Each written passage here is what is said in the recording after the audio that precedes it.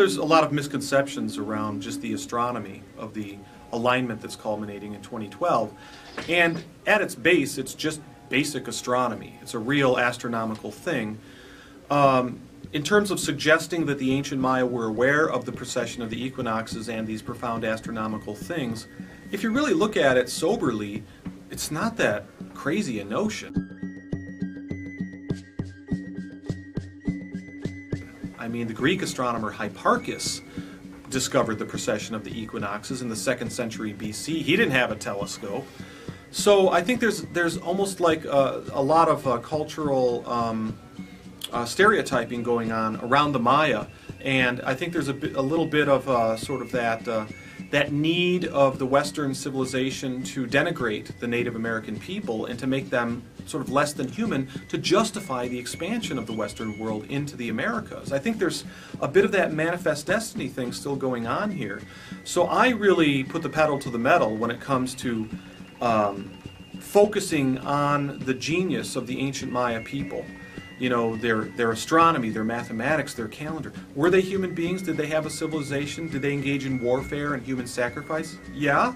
Any high civilization is going to engage in the full spectrum of human behaviors. The Anglo-Saxons at the time of the classic period Maya were doing human sacrifice. So you can identify that everywhere. So it's a bit of a propaganda stunt to just focus on one area of the ancient Maya culture, their warfare, and exclude, you know, the more profound achievements with astronomy and mathematics. I think the native cultures like the Maya, or even in Oriental philosophy, for example, they've retained an awareness of the interdependence of all things. There's the foreground and the background. You know, the foreground focuses more on the surface of reality and the material things. And they recognize that, but then there's the background, which is the sort of the field that integrates the whole thing into a larger whole. So they have both brain halves activated in a sense. It seems like the Western consciousness, Western civilization, with the rise of empirical science and so on, has focused exclusively on the surface of reality. So that depth perception is lost. And I think that in a sense it's almost like part of the cycles of time. I think that humanity goes through a forgetting and then a remembering, and then a forgetting and a remembering over these vast periods of time. This is part of like the perennial philosophy perspective on the world age doctrine, the great cycles of time and what humanity goes through. It's kind of like the fall of man in the Christian doctrine. You know, we fell out of having that intimate connection with God or eternity or something like that. So there's a forgetting, but then these perennial principles, they're always there.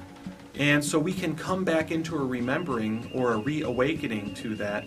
It just seems to be that, you know, there are some cultures that have retained threads and pieces of this. A lot of times those are the cultures that have been smashed, you know, by the dominating Western civilization because we wanted their resources or their continent or something like that. So they need to be denigrated and smashed.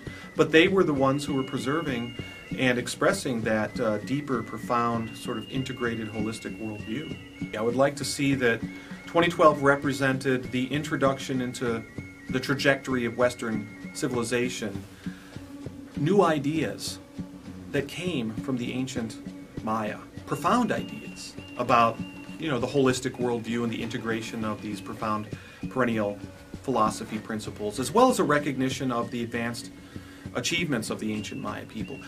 The parallel, it's almost like the way that the ancient Greek philosophers like Plato and Aristotle, they started to be translated in the 1400s, and their ideas got injected into Europe, and it basically triggered the Renaissance period of the Enlightenment. So in a similar way, these challenging ideas coming through from the Maya world might be the trigger of a new kind of Renaissance. And maybe future historians will look back to this time and recognize it's a very complex phenomenon for sure, but I think that, you know, we might see the resurgence in I hope, of the Maya people themselves and Maya culture back onto the world stage of history. We do live in interesting times, and there's that old Chinese curse. It's actually a curse. May you live in interesting times. I think it's actually a curse and a blessing, in a sense, you know, because we do certainly live in interesting times, and I think it's a time of great opportunity when there's a tumult, and there's a lot of sort of energy going on, and there's a lot of chaos, in a sense, but chaos is the precursor to creativity. And I think there's a great opportunity for those who are creatively minded and have a value around co-creation and creating community and building partnerships, that it's very exciting times, very exciting times. We don't want to get lulled into a kind of a dream or a sleep, you know. I think that makes for pretty boring times. That would be the real curse, to live in boring times. But I do feel grateful and very happy that I've been able to play some kind of a role in sort of cracking the door open on the ancient Maya mysteries. And I continue to try to be a voice of clarity and discernment on the ongoing emergence of deeper and deeper layers of the ancient perennial wisdom.